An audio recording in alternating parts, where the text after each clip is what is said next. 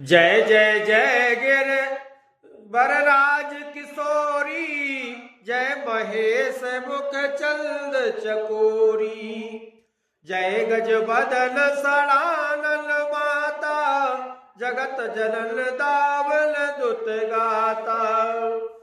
तो भैया जानकी जी गौरी व पार्वती जी के मंदिर में पूजा करने के लिए गई, तो उनसे कहती है, श्रेष्ठ पर्वतों के राजा हिमाचल की पुत्री पार्वती आपकी जय हो जय हो।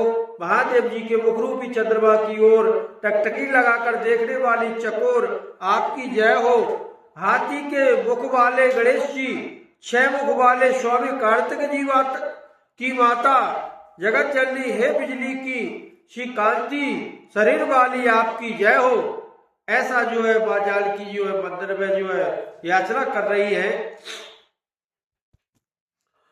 तो नहीं तब आदि अभिसाना, अमित प्रभाव वेद नहीं जाना।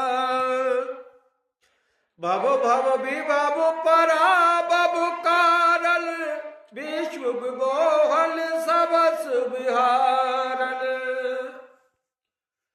तो नहीं तब आदि बद्ध अवसारा, आपका न आदि है न बद्ध है और न अंत है।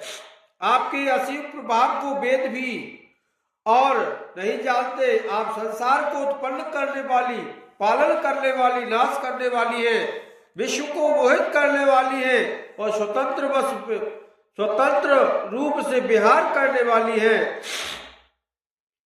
पति देव तुय पाओ बात प्रथम तब रेख, महिमा मिथिल सकई कै सहित शारदा से। सियावर रामचंद्र भगवान की है। पति को मानने वाली श्रेष्ठ नारियों में माता आपकी प्रथम गणना है। आपकी अपार महिमा को हजारों सरस्वती शेष भी नहीं गा सकते। सेवत तोय सुलभ फल चारी, परदायली पुरार प्यारी। देव पूज पद कमल तुम्हारे, सुर नर मुनि सब होय सुखारे। हे भक्तों के मुंह बागा भर देने वाली, त्रिपुरा के सत्तु शिव जी की प्रिय पत्नी, आपकी सेवा करने से चारों फल सुलभ हो जाते हैं। हे देव, आपके चरण कमलों की पूजा करके देवता मनुष्य और मुनि सभी सुखी हो जाते हैं। बोर बरोरथ जाननी के, बसो सदाउर पुर सब ही के। कीलो प्रगट न कारण तही, अस कह चरण गए बेदही। मेरे मनोरथों को आप भली बात जानती हैं, क्योंकि आप सदा सबके हृदय रूपी निवास करती हैं। इसी कारण मैंने उसको प्रकट किया। ऐसा कहकर जानकी जी ने उनको चरण पकड़ लिए। तो विनय प्रेम बस बई भवानी, और खसी माल मूरत मुस्कानी। सादर सिय प्रसाद सिर धरऊ, और बोली गौरी हरऊ ही भरो। गिरिजा जी सीता जी के विनय और प्रेम की बस में हो गई। उनके गले की माला खिसक पड़ी और मूर्ति मुस्करा गई। सीता जी ने आदर पूर्वक उस प्रसाद माला को सिर पर धर करके गौरी जी का हृदय में हर्ष भर गया और वे बोली, तुलसी सदर सत्य शीस हमारी, पूजिए बल कामना तुम्हारी। नारद वचन सत्य सुच साचा, सोबर विलय जाए मन रात। सीते, हमारी सच्ची आशीष सुनो, तुम्हारी मन कामना पूरी होगी। नारद जी का सदा पवित्र संशय भ्रम आदि चोटों से रहित और सत्य है, जिससे में तुम्हारा मन अनुरुक्त हो गया, वही परम तुमको मिलेगा। बल जाहे राचय विलय सोवर, सहज सुंदर सावरो। करुणा निधान सुजान शील, स्नेह जानत रावरो। ये भात गोर असीस सुलसी है, सहित ही हरसी अली।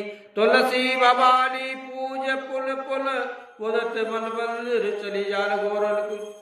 तो जान गौर अनुकूल से ही रस जाए, कह बगल मूल पर कर लगे। सियावर रामचंद्र भगवान की है। जिसमें तुम्हारा मन रुक्त हो गया वही स्वभाव से ही सुंदर सांवला वर आपको मिलेगा। दया का खजाना और सुजान सर्वज्ञ तुम्हारे सील और स्नेह को जानता है। इस प्रकार गौरी जी का आशीर्वाद सुनकर जानकी जी समेत सखियां हृदय में हर्षित हुई। तुलसीदास जी कहते हैं, हे भवानी जी को बार बार पूजन कर सीता जी प्रसन्न मन से राजमहल को लौट चली और गौरी जी के अनुकूल जानकर सीता जी के हृदय में बड़ा हर्ष हुआ।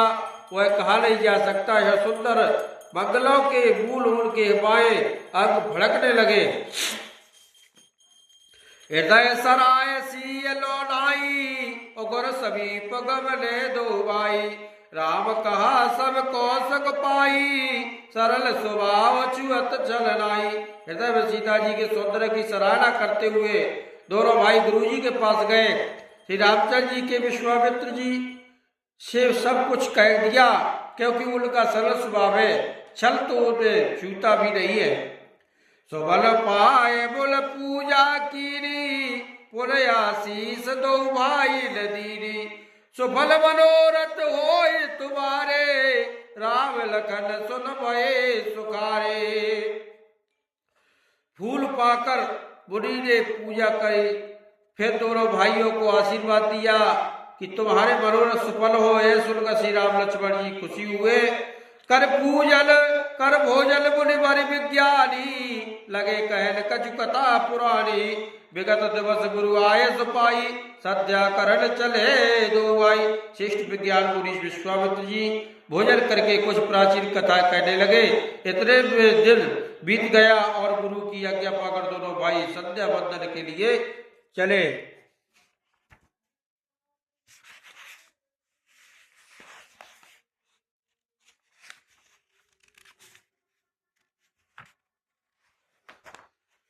तो प्राचीन दिस शशि हुए सुहावा और सीज बुक सरस देख सुख पावा। और विचार की मन माही सिए बदल सब हिम गरनाई। उधर पूर्व दिशा में सुंदर चंद्रमा हृदय उदय हुआ। श्री रामचंद्र जी ने उसे सीता के मुख समान देखकर सुख पाया। फिर मन में विचार किया कि यह चंद्रमा सीता जी के मुख के समान नहीं है। जलबो सिल पुनबल दिल बलील सकलक और सिय मुख सबता पाव किम चंद बाप। सियावर रामचंद्र भगवान की जय। खारे समुद्र में तो इसका जन्म हुआ है, फिर उसी समुद्र से उत्पन्न होने के कारण विष इसका भाई है। दिन में यह मलिन शोभाहीन रहता है, निश्चित रहता है और कलंक की काले दाग से युक्त रहता है। बेचारा गरीब चंद्रमा सीता जी के मुख की बराबरी कैसे पा सकता है, ऐसा राम जी मन में सोचते हैं। आज का प्रसंग यहीं पर, क्यों कुछ घंटों बाद में सूतक लगने वाला है, तो इसलिए जो है सभी मंदिरों में पूजा अर्चना बंद हो जाएगी। तो आज का